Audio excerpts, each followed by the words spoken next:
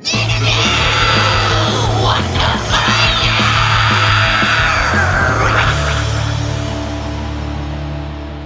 this is Kyle from Brand of Sacrifice, and you're listening to Interview Under Fire.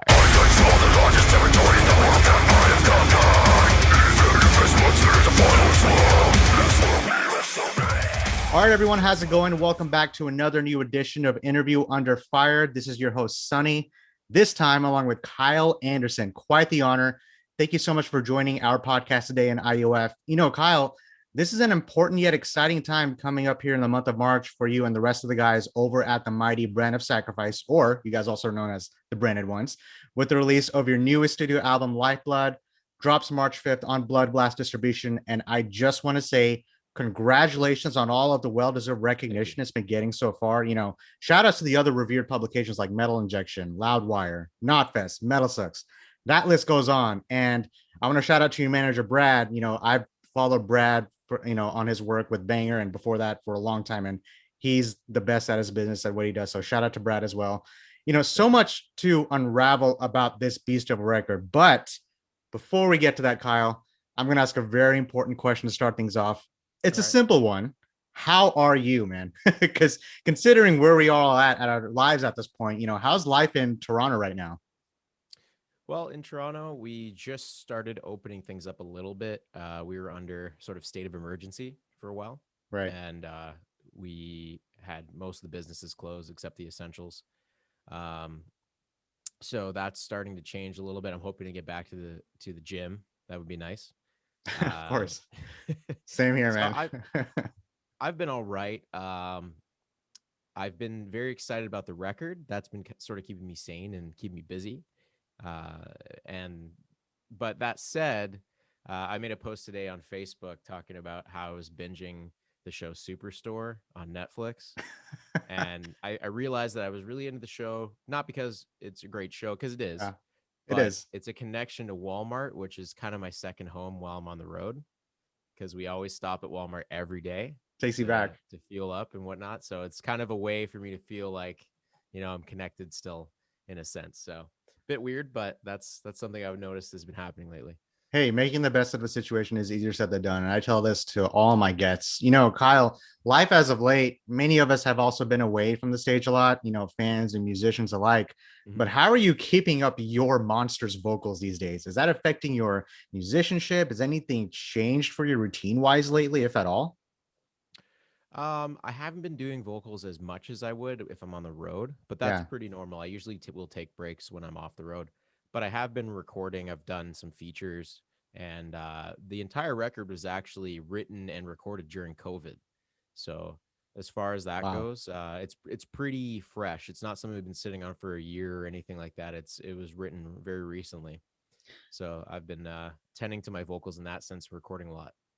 You know, and Brand of Sacrifice, you guys have been around since 2018. It doesn't feel like it feels like you guys have been around for decades, considering the sound that you guys have established. But let's talk about you for a second, because you've done some extensive touring throughout your just the last couple of years already. You know, how was that touring like for you personally? You know, before the interview started, we talked about the Summer Slaughter tour where you guys played with Carnifex, Cattle Decapitation, The Faceless. Then we talked about the Rings of Saturn tour. You guys played at Heavy Montreal, turning thousands of heads in your direction, which will turn into millions. And now we're all kind of just taking an unexpected step back. And does it make you have a growing appreciation of the touring life? You know, because we're talking food, culture, fans, so many things to pick apart about what makes touring amazing. What was your biggest takeaway from that? So if I just want to take it back, because while we have done many tours, they're all sort of in a row. Because the band's, like you said, has only been around since 2018. So our first tour was actually May of 2019, and that was with our good friends in Signs of the Swarm, Depths of Hatred, and Sentinels. And we actually opened that. It was the very first tour. Our first show on the road, being a band from Toronto, was actually in Trenton, New Jersey, of all places. And that was definitely a very difficult tour, as far as we just didn't have all the resources we needed to start. We just had a van. We didn't even have a trailer or anything. So that was tough, but I was still excited to be on the road, even though it was a little bit more difficult.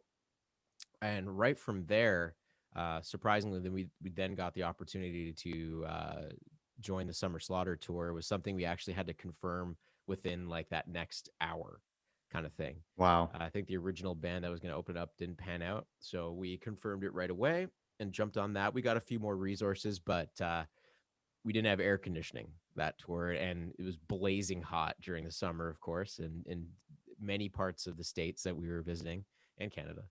And so those were very hard tours to do.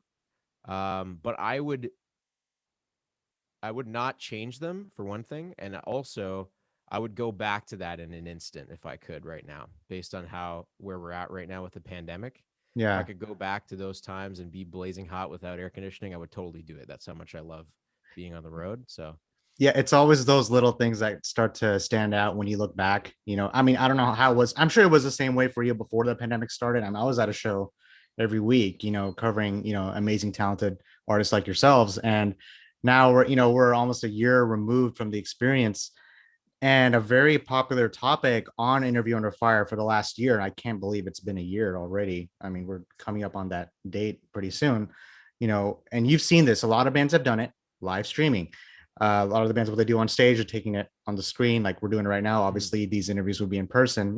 Code Orange was one of the first bands to do it. They did that empty performance and that performance at an empty venue, stream it for the fans.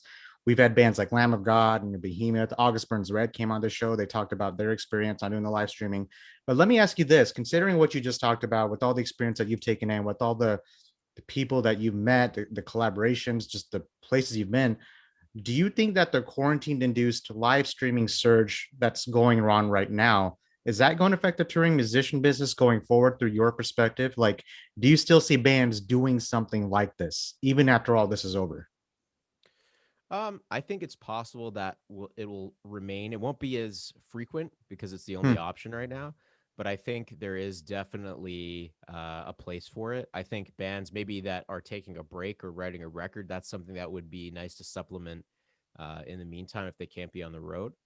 You could, so a lot of those are pre-recorded, so that's something you could organize and make happen. And in this digital age, I grew up watching old live DVDs from shows, Yeah. cattle decapitation DVDs and things like that. Those are things that I think will start to be like a pay-per-view stream service, fully dialed into soundboard. You're able to hear everything that's going on in full detail. I think that'll be something that still exists and it'll be more frequent than it used to be while touring was going, but it won't be as frequent as it is right now that we can't tour. So it's kind of going to be in between is my guess. Yeah, and that's a great response because there's no right or wrong answer to what you just talked about. Because I've had artists who say, "Yeah, I would love to do live streaming. It still allows me access to engage with my fans." And I have some artists who say, "Oh, I'm not doing shit until all this is over." So, Yeah. and of course, I have the liberty to mosh in my own room for as long as I want. But how much longer can I do it for? You did the live streaming. Now, how creative can you get? So it's always interesting to hear from from an artist perspective like yourself, even though it's only been a couple of years, because you guys have already experienced a lot. Now, speaking of which, let's talk about that second album, that experience that you guys have put in for all the listeners out there. Lifeblood comes out March 5th. I know we've talked about so much already. Let's talk about that right now on Blood Blast distribution. And this is the follow up to the 2019 record God Hand, which debuted at number 20 on Billboard's Heat Seeker album chart, which is a huge step for you guys. Now, first things first, was there any pressure when you guys got together to write new material since then? I don't think there was any pressure. We sort of do things online in a sense. So Leo, the guitar player, is responsible for the writing, and he actually does the mixing and production as well. Okay. I chime in a little bit with some of the writing as far as instrumental goes, but it's a very small percentage. But I do all my own vocals at home here, and do all my own production in that sense. So um, that's the way we've made music, Leo and I, in prior projects as well. So it was not different in that sense. But what did change was we gained touring experience. Leo was able to join us. He doesn't always tour with us because he's got a job in big tech that sort of takes up most of his time. But he'll join selective tours during the year while we're going. So he was able to join us on our European run with Rings of Saturn. And we took mental notes during that, and I already had some in my mind from touring of what was working in a live setting, what songs were popping off more, what parts had more reaction, what are other bands doing, what can we learn from them. Those were things we had in our mind, and then we sort of look back at the record and the response that God Hand had, and what do people really like about it, what do people not like so much, and then so we doubled down on the things people really liked, I think. And then we also did a couple of housekeeping things. We wanted to focus on song structure a little more on this album and have repeating choruses, because that's not something you find too often with very extreme music. It's usually sort of a non-standard song structure for the most part, which we do have a couple of those songs on the album, but I think those things just came together pretty seamlessly because we're used to that process. But since we had downtime because of COVID, it was easy for me to really focus on things and get and dive in deep without having to worry about jumping back on the road in that sense. So hey, sometimes it's okay to keep things basic. I mean, you got to remind people, hey, this is how it is, and then here's how our taste on how we want to sound. Now, I don't know if you're much of a gamer, but when I when I heard this album, I was thinking Doom Eternal over and over and over. And I remember Doom Eternal came out. I had to actually play Doom Eternal as I was listening to Lifeblood, and it just fit in right on the dot. And I remember going to your website. You guys have this amazing platform on the website where it's a virtual 3D type of revolving camera. You go around and you get to like tap into the different parts of this world. Where did that come from? Did that come from like your idea? Did you guys collaborate on, hey, this is how we want to promote this album in this sense of manner? How did that come about as far as like art? so I could take credit for the vibe, but I can't take credit for the 3D sort of VR idea. That was Leo and Brad that sort of put that idea together. And so as far as the sort of world goes, that's an idea I had from the two previous records, and I wanted to combine those ideas together and then sort of further it. So there's components from both album arts in there, and so the snowy like hellscape, that's sort of my idea, but that came together. We wanted to do something a little bit different than you're normally used to roll out, and also have a hub for pre-orders and things like that as well. So we thought it'd be fun for people to discover the album art by using that little world and being a part of it and experiencing it in a different way than just taking a look at an awesome picture in a two-dimensional plane. So I thought that was something that was a great idea. We'll probably expand that further. I would, if the budget is there, I would like to make a little game. That would be really cool. I think that you could just sort of actually move a character around, or maybe it could be first person. But I think that's something that I want to do for the next record that we work on. You know what I'm thinking? I'm thinking Doom Eternal, Brand of Sacrifice collaborate on a future game. I'm just throwing this out there. Awesome. This podcast will be on every major stream out there. So if anyone is out there listening, we know about all the soundtrack, what happened with that, in the last game. So who knows? Who knows? That's just me. Quick funny tidbit. Yeah, you mentioned that. So I had the option of either being a part of the Doom Eternal soundtrack or doing my first tour with Brand of Sacrifice, and I took the tour, but I was actually picked to be part of the demonic vocal choir that Mick Gordon had put together. Yeah, and it was in Texas, actually. Yeah, I actually have friends who did that. It was in Houston, wasn't it? I think so. Perhaps. Okay. I'm not 100% sure on it. Okay, yeah. He reached out to me to be a part of it because he liked the Brand of Sacrifice EP, the material from that, and so unfortunately, I'm bummed out I couldn't do that, but I think it might have been for the greater good of the band. Hey, I think you got to kill two birds with one stone in that sense. That's one way to put at it. Let's talk about the sound now. Deathcore, you can talk about deathcore all you want, but this is metal at its finest. It was so bold, so resounding, pummeling, wide dynamics within your vocal range, bludgeoning breakdowns, riff after riff. I'm surprised to even have a head that's upright talking to you right now. From songs like Dawn, Demon King, Altered Eyes, which is a single that just dropped recently, Mortal Vessel, Vengeance, the title track. This could not be more well crafted. And you guys even mixed in with like synths and orchestrations. Like I said, album of the year contender. Again, I'm just one voice out of millions out there. I'm sure a lot of people can't agree with me. So, how much did things change when you guys first started composing on this album to where you ended up finishing it? Did a lot change in between? Did nothing change? Was there already a specific sound you guys knew you wanted with Lifeblood? Actually, it did change a little bit. Hmm. So we started off with more new metal influence, actually. I And those actually songs, love, yeah, sorry, I didn't interrupt you, but yeah, I no, no love how problem. new metal is actually kind of making a comeback. So Yeah, it's yeah, very interesting to hear that take from someone like you. But anyway, I just wanted to put that out there. Go ahead. no worries. Yeah, we started off a little bit more new metal influenced, a lot more like Slipknot vibes and stuff like that, and there are more industrial elements. And I think we kept some of those things, but we found that I think we wanted to do something that was even more different because I think that's something that has been accessed a little bit Hmm. and touched upon a little bit in deathcore, but not a ton. But I think we just sort of felt like it wasn't the right directions. But we ended up keeping a number of riffs from many of those initial ideas and then adding them into songs like Lifeblood and even Demon King has a couple of riffs from the original sort of drafts that we did.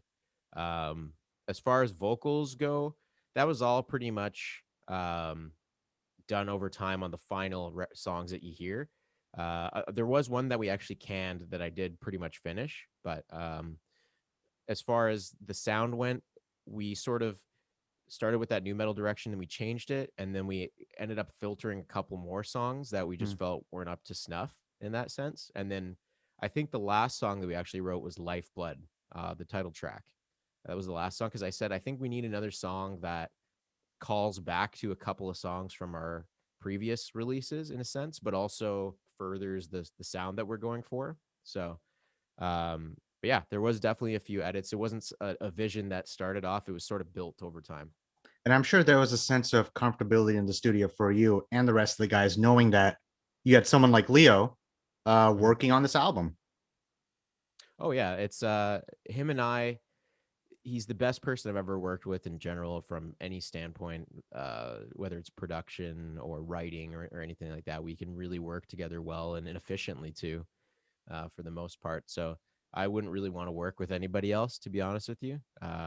He's he's very humble guy, but he's another breed of human, I think. So I think that's a good thing considering, it's easy to, I don't want to say it's easy. I mean the traditional thing is, yeah, you have the album, give it to some a different producer who's not in the band, and then kind of tag team back and forth. But having someone like Leo, having knowing that this is how you guys want to sound on stage and in the production booth, mhm. I think that's a very creative department that Leo exhibits within himself, and that also kind of just revolves the rest around the rest of the band. I think it's kind of the chemistry that you guys have kind of just evolved throughout the career. Now, I want to throw a few more names at you. Okay. Members of bands like I Prevail, Immure, Shadow of Intent, Traders, Viscera. Those bands play a part in constructing Lifeblood. You had guest vocals and instrumentals, performed on a few of those songs. What was that experience like bringing in outside professional artists and their respective music fields into your world? Did it make the process that much easier? Yeah, I think we had an idea of who we wanted to be featured on the record, and we sort of crafted the parts that they're featuring on for their style. I think so.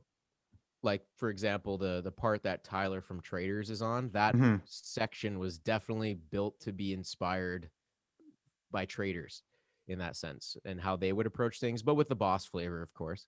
But I think that was something that we had in mind, and I think we wanted to access the metalcore world a little more too, because I think that's something that has been a focus of ours lately. Is that we want to have this be a record that's for any kind of metal fan, whether you're into death metal or metalcore or just other types of alternative music. There's probably something there that's a little more accessible than some of the more extreme metal out there. So we thought it'd be a good idea to have a couple of metalcore names like Frankie and Eric from I Prevail and such. So Yeah, I think that really showed dedication to your craft and really brought out the album to a whole, at least from my perspective. I don't know if you've seen the comments on all the singles that you guys have put out. It's from fans all over the world, man. Like you're talking about, man, I'm usually into symphonic metal. This is amazing. This is I'm into black metal. This is really tapping into a different dimension of what I usually listen to. You know, between writing and structuring the songs and the production process, Brand of Sacrifice, and for my listeners who don't know, draws its name from the popular 90s anime series Berserk by Kentaro Miura. And Lifeblood focuses on a series, you know, of dark horse protagonists on that character Guts. That's his name. Yeah. And a lone wolf who faces demons both inside and out in a post-apocalyptic world. I feel like I need like a campfire here to like tell the story. You know, you had, and then you had the singles like you mentioned, you know, Demon King, Lifeblood, Animal, and then Altered Eyes that just dropped. So let me ask you this, Kyle. You know, to what level do you guys like to have a theme for your records? Is that more about helping you guys write or sound, or is that more for the audience? Like, how important are themes to you guys? So the theme is pretty important. I think the last record we focused on the God Hand for the most part and their interaction with the world and how it affected different characters. Um, in this, and just for those who are not aware, the God Hand is a group from the series Berserk that is sort of all powerful and oversees uh, the way the direction of the world is going to go. For this record, I wanted it to be a little more personal in a sense, to have it from the perspective of mostly Guts, the main character. But I also wanted to write it a little more high level in some ways, so the average person can maybe able to connect with what's going on and the emotions that Guts feels, and it tied into things like survival and dealing with loss, and in a way that's more human in that sense, and not as a fantasy like as Godhead. Um, but it's important to us.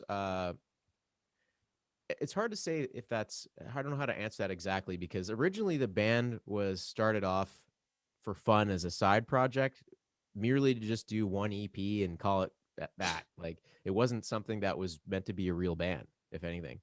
So the theme is sort of stuck, but initially wasn't even something that I thought was gonna continue past that EP. So um, we've continued it.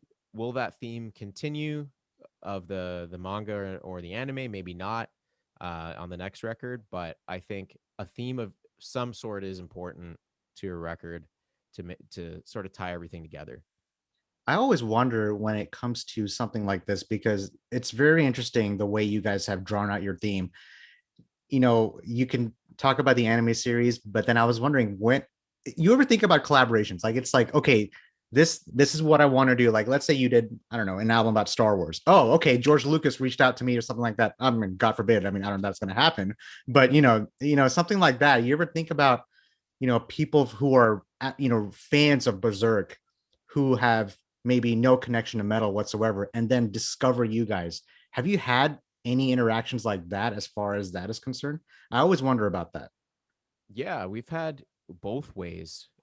So have had it go both ways. So we've Hmm. had people that have been fans of Berserk, and they're like, you know what? I usually like more power metal stuff, and maybe your standard sort of typical death metal. You know what I mean? Yeah. But maybe I'll experiment with this. This is kind of cool. Or, I kind of like video game soundtracks. This reminds me of that, like you mentioned, or the Doom Eternal soundtrack. But then we've also had fans that were deathcore fans that hadn't necessarily touched anime before or manga, and then they're like, you know what, I watched this anime and my life has changed. So that gets me pretty excited because it's my favorite and it's a big part of my life. It's a big part of who I am as a person.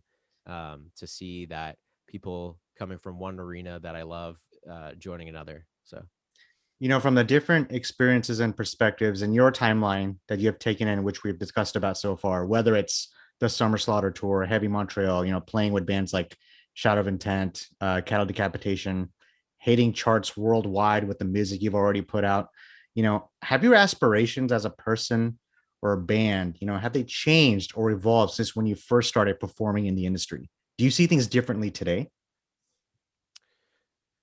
I sort of do in some ways. I'm still sort of. It's not been a ton of time, so I'm Hmm. still taking it in some respects. It's weird to me that so many people have listened to the music.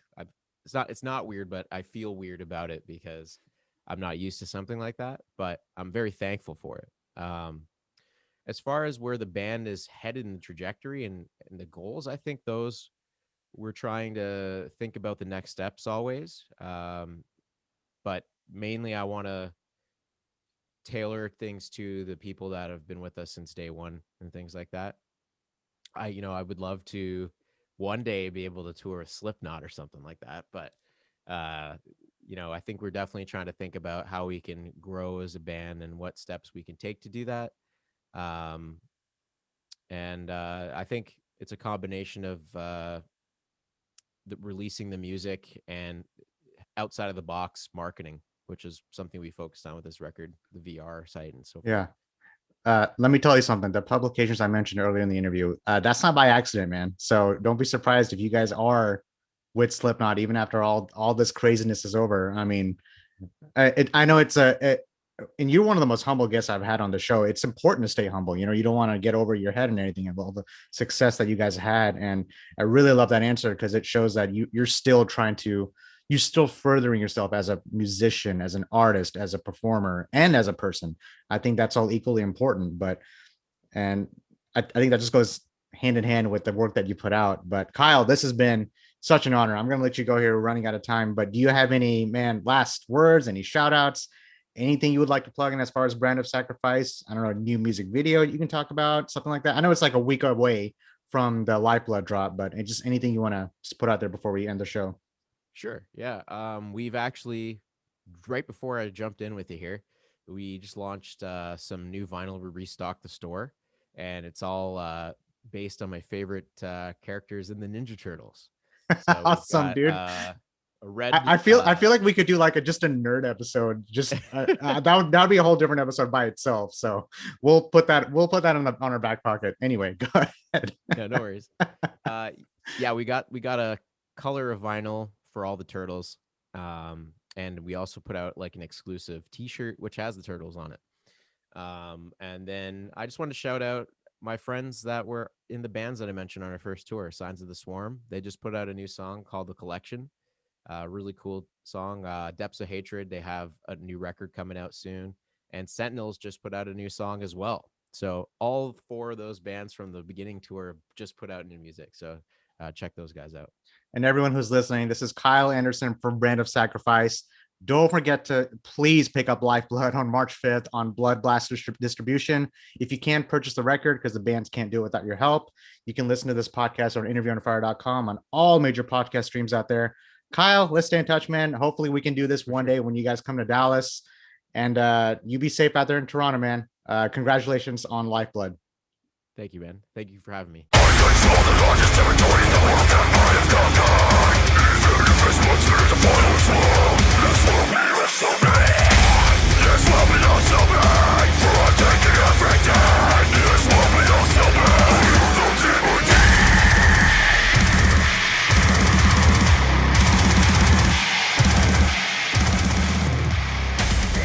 Hey guys, thanks for listening to Interview Under Fire podcast. If you guys liked what you heard, please subscribe and share our channel. And please leave a 5-star review as that helps us tremendously. And also, if you guys have any questions or comments, you can find us at Interview Under Fire at Facebook or at Instagram. Or you can write us directly at schwag@interviewunderfire.com. That's SCHWAG at interviewunderfire.com. Or Rezablade, that's REZABLADE at interviewunderfire.